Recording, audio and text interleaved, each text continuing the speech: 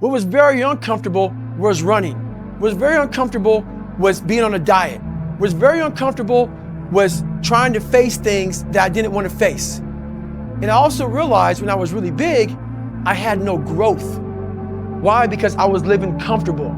So I realized for me to find growth, I had to face all of these different things that made me very, very uncomfortable. One thing I faced was running. I absolutely hated running. But I knew for me to grow, I had to do this thing every single day. I wanted to start callousing my mind. I wanted to start becoming a better person. And how you become a better person, how you gain mental toughness, how you become the person you want to be, is constantly facing the things that you don't want to face. Make changes and start little. Get up a little bit earlier. Get a workout done. It doesn't have to be epic. It doesn't have to be epic. You don't have to do a 3-hour leg day. But get up and get something done. And how about you plan your day? How about you plan what you're going to do in the day? How about you bring your lunch to work with you so you don't have to eat a slice of pizza or a damn burger and fries? How about you change what time you get to work by showing up 10 minutes earlier?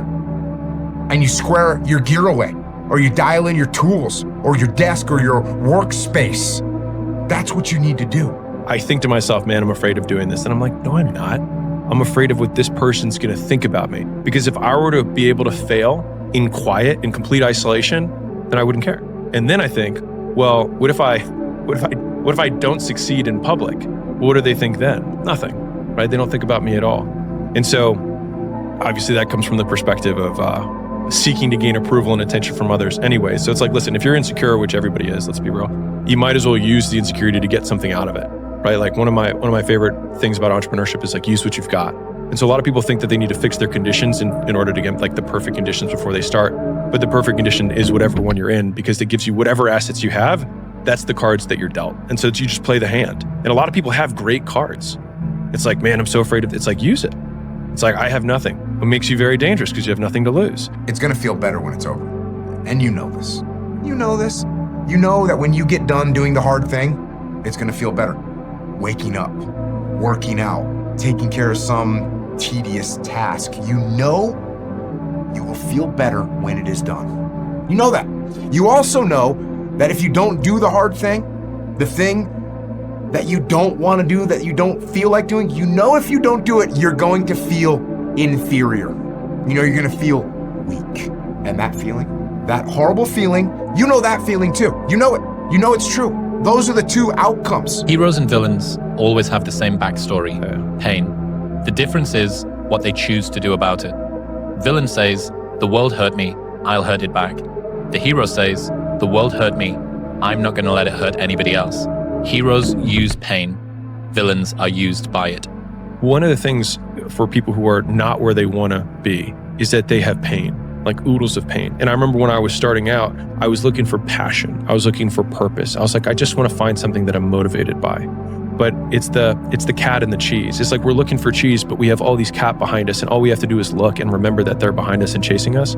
And so if you have the cat and you're staying in your current situation, you're being used by the cat. One will cause you some short-term gratification. You'll get to sleep a little bit more. You won't have to put out during a workout. You don't have to do this tedious task. You'll get some short-term gratification, but the long-term regret will be strong, and it will inflict pain on you. The other outcome is the positive outcome, is when you do what you're supposed to do. You do what you know you need to do to move forward. And when you do that thing, you know you're gonna feel strong, and you're gonna feel gratified, and you're gonna feel worthy of this life. That's how you're gonna feel when you do what you're supposed to do. Remember that. The only way you're ever going to get to the other side of this journey is you have got to suffer to grow. To grow, you must suffer. And some people will get it and some people won't. But they have to see what their journey is to start their journey. Several people live to be 100 years old, and they have great lives, and they have great kids. Their kids go to college and all sorts of stuff. But somewhere in their life, there was a point where they had a decision to make. Be the one with the crazy dream. Be the one that's not afraid to walk a different path than everybody else because you know deep down you're capable of more. And the truth is, you weren't built to blend in. You weren't made to live a life that feels safe just to make other people feel better. And if you keep choosing comfort, if you keep choosing to play it small, you'll continue to live a life that looks good on the outside but feels empty on the inside. So stop apologizing for wanting more. Stop acting like your ambition is the problem. The people who are meant to be in your life will clap for you when you grow, not beg for you to stay the same. So let all of those people call you crazy. Let them doubt you. Let them laugh at you. Because what they don't understand is this: every legend looked insane before it worked out. And every success story started as a dream that nobody respected. And the only difference between the people who made it and the people who didn't is that the people who made it refused to play small. How you become the person you want to be is constantly facing the things that you don't want to face. If you constantly run away from things that you don't want to face, how is there growth? How is there mental toughness? I can give you a class all day long about self-talk, visualization, eat an elephant one bite at a time. But if you're never putting yourself in a situation to actually practice these things, you're never going to grow. I can't put you out there we're all going through a battle in our mind. A warrior is not a person that carries a gun. The biggest war you'll ever go through is right between your own ears. It's in your mind. We're all going through a war in our mind, and we have to callous our mind to fight that war and to win that war. Truth is what's optimally difficult. The truth is optimally difficult. It's a really wonderful thing to know. The truth is adventure. There's no distinction, partly because if you're going to just say what you believe to be true, you have to let go of the consequences. You can't predict the consequences. Well, there's no difference between not being able to predict the consequences and having an adventure. They're the same thing, right? Because So if you knew the consequences, it wouldn't be an adventure. It's not an adventure if the consequences are foregone. The same as it's no sacrifice or courage if there's no risk. Right. It's exactly the same. And so it's a wonderful thing to know that optimized adventure is to be had in the truth. The permanent result comes from you. Again, I say it all the time. You have to suffer. You have to make that a tattoo on your fucking brain, so when that hard time comes again, you don't forget it. You may forget it for a second, but you can go back in the cookie jar, I call it. It's something that we've all endured. I call it the cookie jar, and we often forget how hard we are, but you gotta reflect back. Take a couple seconds, reflect. I've been through this, I've been through that. And then remind yourself, I'm a bad motherfucker. And then you can get through that. But if you don't believe it, you haven't endured, you're just blowing smoke, man. And you're not gonna get through anything. The idea that working hard doesn't make progress is one of the biggest farces that exists in humanity, because at the end of the day, whatever you amount to isn't going to matter anyways, right? And so if there is anything that's eternal for us, at least as individuals, it's going to be who we become in the process. And so one of my favorite quotes is, the work works on you more than you work on it. And so if you want to be the best in the world at something, you do the work to become the best in the world, and the work works on you. And so, I mean, there's a biblical proverb, I think it says like, there is profit in all labor. And that means that even if the thing that you're working on right now doesn't amount to the outcome that you expected that it would, it doesn't mean that you don't become better through doing it. Several people live to be 100 years old, and they have great lives, and they have great kids. Their kids go to college and all sorts of stuff. But somewhere in their life, there was a point where they had a decision to make. They can go left or right on this path. Left was the easy route. Right was the hard route. A lot of people take the easy route, and they had a good life that way, but the better life was going to the right side. And you may have 20 years of pain and suffering to get past it, but a lot of us die never truly starting our journey.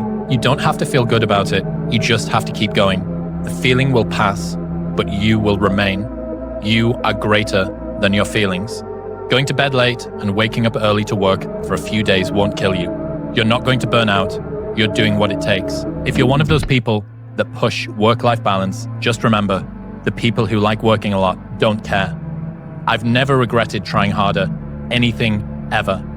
Hard times last long, but an epic story feels like a lifetime. The reason that people get confused about your motivation and your workload is that they don't realize that the thing you do for work is the thing that you do for fun. That's the fundamental misunderstanding that people have. And because of that, you're prepared to work hard. And working hard doesn't feel like wasted time. Lots of people associate working hard with not making progress. Therefore, working feels like wasting. If you quit that easy, you never really wanted it that bad. All right? So, hopelessness is a state of mind. Don't live your entire life hopeless and unfulfilled. As far as an individual person, there's going to be things in your life that you don't have control over. And one of the early questions that I got asked about this, like for instance, someone gets a terrible disease, or their kids gets a terrible disease, a random disease that's through no fault of anyone. The kid gets sick or the person gets sick, and no, there's nothing you can do about that. What you can take ownership though is how you respond to that situation, and so that's what you have to do. There's things that you can control. There's things you can't control. Now, I will tell you that human beings can control a lot more than they think they can. And oftentimes it's pretty easy just to say, oh, that's not me, that's not on me. And I think that's the whole genesis of the idea of extreme ownership, is most of the time, or much of the time, people say that's not my fault, there's nothing I can do about that. And more often than people think, there is something you can do about it. And it is your fault. The emotionally immature man seeks out motivation to do something hard one time. The emotionally mature man uses discipline to do something hard 1,000 times. Why is emotional maturity related to motivation and discipline? Good question, because when you have emotional maturity, you realize that some days you're not going to sleep well. Some days you're going to wake up and you've got your schedule and everything's planned out and the poop hits the fan. You got to eat those sandwiches, right? And whether things go well or not that day, the emotionally mature man will still do what he has to do to stack his wins, to focus on his purpose, whereas the emotionally immature man will say, well, I didn't sleep well, I had nightmares, so I'll stay in bed. I didn't sleep well, or it's raining outside, it's cold outside, I don't feel good. I just woke up and the airplanes hit the World Trade Center, so I guess I have to change my pattern of life. You have to stay the course no matter what. And it takes a high level of emotional maturity because your emotions dictate your motion, like what you're gonna do. Champions do daily what everybody do occasionally. Everybody else does. You just do it daily. You're not extraordinary. You just do the ordinary extra. That's it. That's what makes you, separates you. You have to suffer, you have to live in it, you have to be comfortable in it, and then maybe some of that it will help you a little bit along the way. Muhammad Ali worked his butt off, and I saw it firsthand. And I remember that there was a sports writer that was there in the gym and he was working out and he was doing sit-ups. And they asked him, how many sit-ups do you do? And he said, I don't start counting until it hurts. Now think about that. He doesn't start counting his sit-ups until it feels pain. That's when he starts counting. That is working hard. One of the main reasons why people want to have a plan B is because they are worried about failing. What is if I fail, then I don't have anything else? Well, let me tell you something. Don't be afraid of failing because there's nothing wrong with failing. You have to fail in order to climb that ladder. There's no one that doesn't fail. But through pain comes learning. The only way you learn in this world, everybody who's listening out there, is through suffering. You have to suffer to learn. I don't care what anybody says, okay? If you're not suffering, if you're not afraid, you're not really learning. That means you're doing something that you did before. It's a scary place to be when everyone around you is telling you how good you're doing, and then when you are alone by yourself at night, you look in the mirror and you don't feel like you're doing anything. You have to be willing to suffer to get to the other side. All this takes is your mental. And that's what's the hardest part about it. And the even harder part is you don't see results. You don't see results in 7 days. You don't see results in the first month. You might not see results in the first year when you try to tap into the mental health side of things and really better yourself and make your mind like a fortress. And I feel like I am so much better than this. I know I'm better than this. And I have to be disciplined enough to just do it. I have to stop making excuses and waiting and just thinking these things are just going to happen, because they're not. So many times that like we just go through, we just think things are going to happen. We just think, oh, a long enough period of time, like it'll make sense. It'll work out. It'll figure itself out. It won't. If you don't fucking decide to make a change, that shit is not going to change. Nobody cares. You know, at the end of the day, nobody cares. What we're going through, how your body feels, nobody cares. We gotta do our job. And we emphasize that to each other again today. You know, hey, I got your back, you got mine. Nobody cares, man. We gotta go. Again, life's not fair. It's good learning experience for my boys and my little girl that I'll teach them. Life is tough sometimes, and it's not fair. And it doesn't care sometimes. But you're gonna hold true to what you believe, and you're gonna hold true to who you are, and you're gonna be that person whether it's easy or it's not. And that's the standard that I'm gonna hold my children to, and that's the standard I hold myself to. If I can't do it, then how can I tell them to do it? Unchosen suffering is going to happen in life. Your parents are going to pass away, loved ones are going to die, your relationships are going to break down, your body is going to fail you, you're going to become ill or sick or destitute. Things are going to happen that you have no control over. And the only way that you can prepare yourself for unchosen suffering is with chosen suffering. Right. You can elect to put yourself into a position to become a stronger alloy of whatever the metal is that you're made of. And by purposefully choosing difficult things, you will armor yourself against that situation. It's still going to suck, but think about how much more fragile you would be if you hadn't overcome all of this stuff. There's a moment when every boy realizes no one's coming to save him. And that's when he becomes a man. And some boys never get there and stay children forever. That guy was you that said that. And it's important when we step out of this. Like, this stuff matters because no one's effing coming to save you. No one's going to make you better at your business. No one is going to get you to be a better persuader of people or framer of people other than you. And I just feel like that's one of the more profound philosophical comments. There's a lot of grown men and women that are still boys and girls because they think someone else is coming to change their life. It's hard when you're young to wake up in the off season at 6 a.m. to go train and work out, knowing that all your friends are sleeping in and eating pancakes. It's hard when you're on your way to practice, weighed down with all your gear, and it's 90 degrees out and all the other kids are at the pool or at the beach, and your body is already completely exhausted from workouts in 2-a-days. It's hard to throw, catch, block, and tackle, and hit kids when they're way bigger and way more developed than you, only to go home that night bruised and battered and strained, but knowing you have to show up again the next day for just the chance to try again. But understand this, life is hard. To be successful at anything, the truth is you don't have to be special.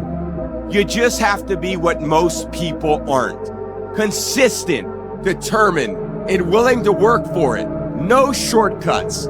If you look at all my teammates here tonight, it would be impossible to find better examples of men who embody that work ethic, integrity, purpose, determination, and discipline that it takes to be a champion in life. The winners continue where the losers stop. In the way how I look at the world, it's about constantly developing yourself, not standing still. Making a mistake is not a problem. Making the same mistake without learning from the first one, that's a problem. But failing the first time and then learning from it, not a problem, because now you're a little bit more wise. And using now this wisdom to integrate into your next decision, this is the path of growing. This is the path of learning. Nobody ever told you when you are going to come onto this world that this life, first of all, is going to be an easy one. Nobody said that. So why should I be looking for an easy life to come? This is also like out of the mind already. It's one of the things you realize, whether you go to train the Shaolin teachings here in London or wherever you go, the training is not easy. You want to reach something, you want to develop something, you want to go beyond your limits, yes, it's painful. victims see their past as their fate. Champions see their past as their origin story. And so a lot of people are living through their origin story right now, or they're living through the very reason that they'll never be successful, but it could be the exact same situation. And the only difference between either character is the actions they choose to take, which means that if you're, using Joe Rogan's frame, waking up in your main player character today in this moment, as weird of a construct as this is, the past doesn't exist. Just gone, it's not anywhere. And so the only thing that we absolutely have control over is the actions that we take right now. And it's a weird eraser of time to when you really start thinking that like it's only exists in chemicals in my brain, but it doesn't exist right now. To think about the past that way. But in some ways it's also very freeing because it means that I get to start with no baggage. And in some ways for me, it makes the present feel light. You want to do this because you think that it's good for you, because you believe that it's good for you, because you care about yourself. You care about Stephen and his body and his mind. You want him to have a long and healthy life, and the same for everybody else that's listening. They want to have good outcomes from the things that they do in life. You don't need to lambast yourself because you don't do a thing that is perfectly designed to make you feel good. Okay, like you missed 3 days in a row. We get back on the horse, we go again. It takes more effort to start in the beginning, and more people are right about the fact they're like, hey, you're not gonna hit it big. And guess what, a month in, you're not. But they're only measuring on months. And at 6 months, you're also not gonna have hit it big yet. And they're gonna be like, I'm still f***ing right. And at a year, you're still not gonna have hit it big. And they'll still be f***ing right. And every day that you haven't hit it, they're gonna feel like they were right. But they're wrong. Because they're measuring in days and you're measuring in decades. Life isn't fair at all. At all. So what are you gonna do about it? Take it as a challenge. Everything that hurts you, find a way to overcome it. Everything that you feel is difficult for you, find a way to still do it. As long as you can do the things, stop listening to the mind. If you're gonna do it, do it. Say what you can do. Do what you say. If you can't do it, don't say you can do it. Don't over leverage yourself. Don't over leverage a decision and then jump in and kind of dip a toe. I think I'll try it out. No, think if you're gonna try it out beforehand, but when it's time to go, dive. Finish it, find out. Come out the other side. Don't leave it and go, ooh, if I just would, that keeps me up at night. I think it keeps a lot of us up at night. When you have something that you just don't know, whether you failed or succeeded, got what you want or didn't get what you want, finding out and looking in the mirror and going, I didn't have, but I went all the way, I found out, and that ain't for me. Or I found out, and you damn right that is for me. That's a great place to get to. Everything worthwhile is uphill. You see, every dream that you've ever had, it's all uphill. If you have a great relationship with somebody, you had to work on it. It's uphill. If you've built a wonderful business, guess what? It was uphill. If you've made the right decisions, they're not easy, are they? It's uphill. And the only way that you can go uphill is to be intentional. Nobody ever accidentally went uphill. You've never talked to a successful person and said, how did you get to the top of the mountain? And then look at you and say, I have no idea. If they're at the top of the mountain, they know how they got there. Because they had to have effort. It took energy. It took time. Everything worthwhile is uphill. Every single time, no matter how they feel, no matter the circumstances, a winner shows up 10x times more than the average person.